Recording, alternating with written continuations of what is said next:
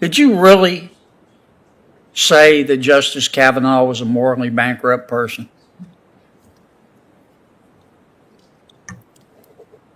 Senator, as I explained, I did not write that letter. I did sign Did it. you And read it?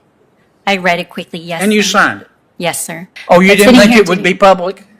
I did not understand that it would be used as a public advocacy piece. No, Okay. I believed it was only addressed to my law school administration. And you signed that because you wanted to show fidelity to your alma mater, Yale Law School? I signed it, Senator, at the time because I felt that it was an appropriate statement to make to my law school administration, notwithstanding the overheated rhetoric. See, I don't believe you. I think you allowed your political beliefs to cloud your judgment. And I think you said a few years ago what you said about Brett Kavanaugh, and I think you believe it.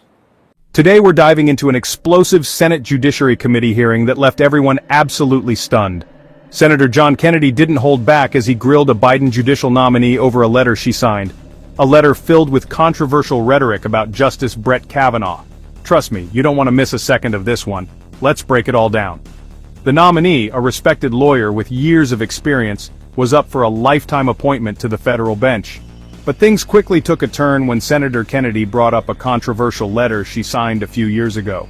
In this letter, Justice Brett Kavanaugh was labeled a morally bankrupt person, and it was claimed his confirmation would, quote, cause people to die. The room went silent as Kennedy asked her point blank, "Did you really say that?" And that's when the fireworks began. Did you really say that Justice Kavanaugh was a morally bankrupt person?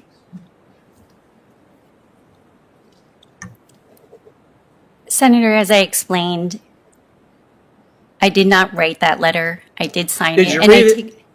I read it quickly, yes. And you sir. signed it? Yes, sir. Did you really say that Justice Kavanaugh, if he was confirmed, would cause people to die? As I stated, Senator, I understood those statements were overheated rhetoric, but I understood them to be just Yeah, that, but you said rhetorical. it. You said it, right?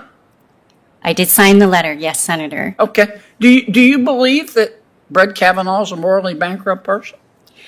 Senator, sitting here as a judicial nominee, it is not appropriate for me to comment Do you believe personally that? on Well, you any said justice. it. You said it. Do you believe that he's a morally bankrupt person?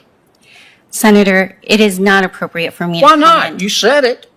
I understand. Senator, I am giving you extra time, but can she be allowed to answer? Sure. I just want an answer. I agree that she should answer. You're not going to answer my question? I believe I've answered it to the best of my ability. Honestly, Senator, I respect completely the confirmation process and the authority of Justice Kavanaugh and every Supreme Court justice. But this is real simple. You said just a few years ago, you weren't in law school, you weren't in college. You said Brett Kavanaugh is a morally bankrupt person. It's clear as thunder on a summer night. Now, you're under oath. Do you believe he is or not? How hard is that? You'll have much harder questions as a federal judge if you make it that far. I appreciate the question, Senator. As I stated, those statements were rhetorical advocacy that I signed as an alum addressing my law school alma mater. I did not. Well, let me ask you about this rhetorical advocacy. Does rhetorical advocacy mean you said something, but now that you've been nominated, you're scared that you can't get the votes, so you're going to try not to answer the question? Is that what rhetorical advocacy means? What is rhetorical advocacy? Is it a lie? No, it's not a lie, Senator. I would say that it's statements that are made in service of an advocacy position. Okay. And if you issue an opinion and you get reversed by the Supreme Court, are you just going to say, oh, don't worry about it, justices, that was just rhetorical advocacy? What is this? Absolutely not, Senator. If the court issues an opinion as a lower court judge, I would be absolutely bound to to follow it. It is not merely rhetorical advocacy. It is the law of the land. Okay, let me try one more time. Do you believe that Brett Kavanaugh is a morally bankrupt person? Senator, as Sitting here today, under oath. Sitting here today under oath, I can assure you that I respect completely the authority of Justice Kavanaugh as a duly confirmed Supreme Court Justice of the United States. Yes, ma'am, but do you believe he's morally bankrupt? Senator, as I stated, I respect his authority and the authority of every Supreme Court Justice sitting on our court. Yes, ma'am, but do you believe he's morally bankrupt? My personal opinion is not appropriate for me to say. I respect his authority as a Supreme Court So Justice. you think he as I is do morally for- bankrupt? I did not say that, Senator. But you signed a letter saying he was morally bankrupt. Several years ago, as an alum addressing my law school alma mater, I did sign a letter that I believed was addressed only to my law school administration. Oh, you But didn't sitting think here it would today- be public? I did not understand that it would be used as a public advocacy piece. No, Okay. I believed it was only addressed to my law school administration. And you signed that because you wanted to show fidelity to your alma mater, Yale Law School?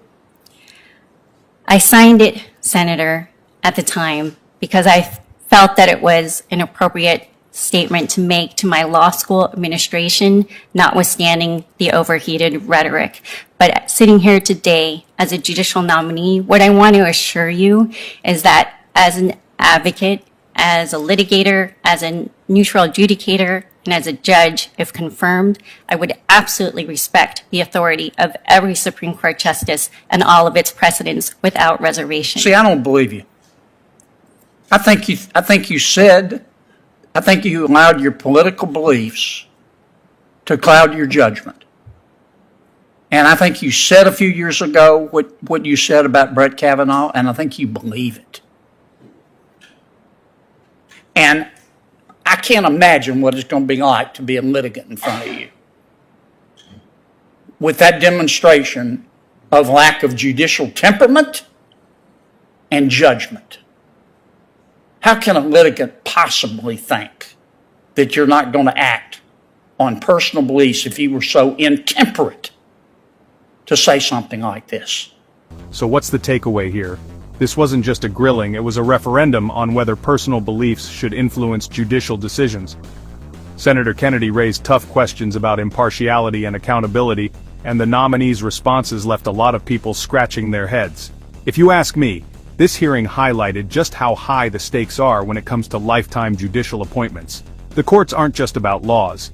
They're about trust, integrity, and justice for all. What's your take on this fiery exchange? Drop your thoughts in the comments below, and if you enjoyed this breakdown, don't forget to smash that like button and subscribe for more in-depth coverage of the stories shaping our nation. Thanks for watching, and I'll see you in the next one.